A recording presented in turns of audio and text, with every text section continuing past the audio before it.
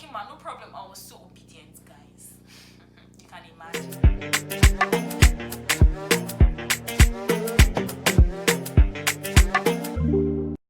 Hello guys, welcome back to my channel. I am Chinny Gege, and if you're just seeing me for the very first time, you haven't subscribed yet, please hit the subscribe button down below, and do not forget to give my video a thumbs up. Do not forget to comment, and very important to share. And if you're a returning subscriber, thank you so much for your love, for your support, for everything you've been doing on my channel.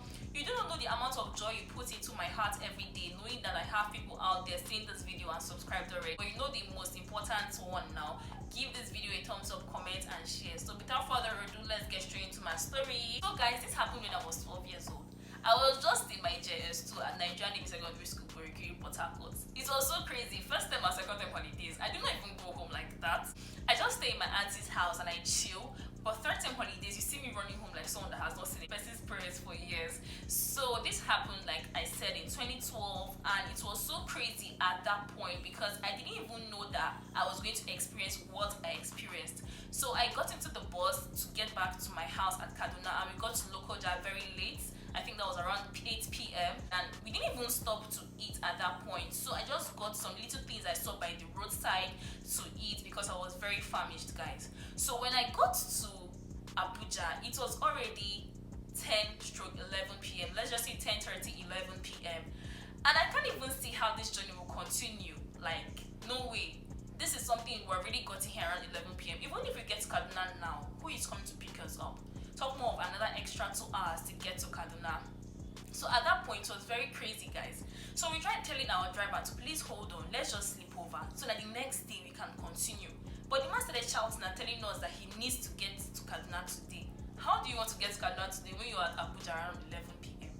It's highly impossible, guys. While we were telling the driver this whole stuff, we passed the police checkpoint and everything was all good. Like, yeah, the police people checked us up and they noticed that, okay, these guys are travelers, they're going back to the north and stuff like that.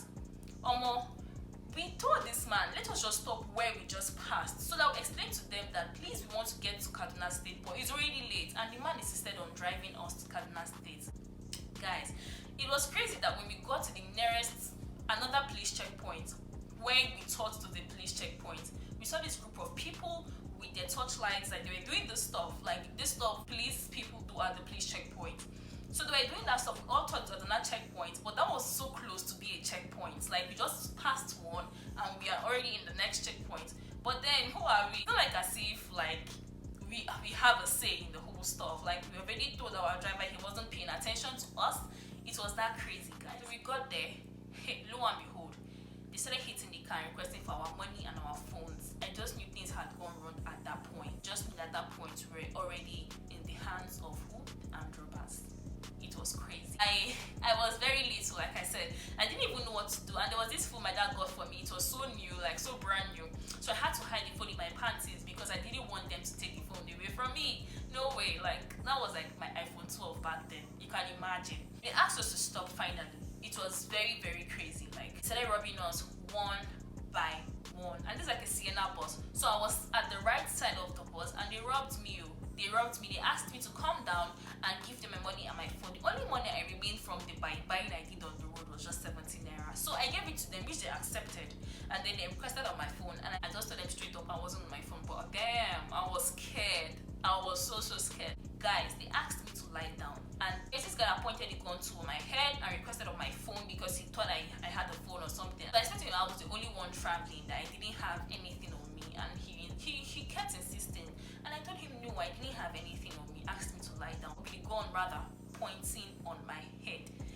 Ha! Guys, you know I'm laughing because at that point I was shivering. Usually I see Hollywood movies where if you're being robbed or something, like you're going straight on the spot, like someone, you're just going to die on the spot. But at that point I just felt like maybe it was already my time to go or something. If this guy had copied my phone, it would be a different story altogether. So after that period, there's this woman that was just lying down very close to me, and she told me that if she stands up, that she is going to drag me along to run away for our various lives because these guys look so violent. So I'm like, okay, man, no problem. I was so obedient, guys. You can imagine. So when she stood up, she had to drag me, and we went into the bush. After a long period of time, we got was so crazy because I was the only one with my phone, like out of how many passengers you could imagine, because I hid my phone. I didn't want anybody to take my beautiful iPhone 1 billion out of my hand. You can imagine. Just had to pull up at the police checkpoint, the next one, and at that point our driver had already started to get sense that okay, something is wrong somewhere. So we had to get to the police checkpoint, we explained everything, and they said okay, that we'll get back to the robbery scene the next day, the morning. I'm like, okay sir, so we can stay here, right? He said yes. So the next day we got back, we saw some people's items, the whole image, the picture and everything was so real. I didn't know how to settle in my head. The picture was very, very funny, like the picture of them pointing the gun to my head, asking me to bring out my phone, asking me to bring out my money. I was very, very late, so guys. And when we got to Kaduna, oh my goodness, my parents were like, are you okay? What's wrong with you? Hope nothing is wrong. Did they touch you? I'm like, no mom, they didn't touch me and all. So she's like, okay, we thank God for life.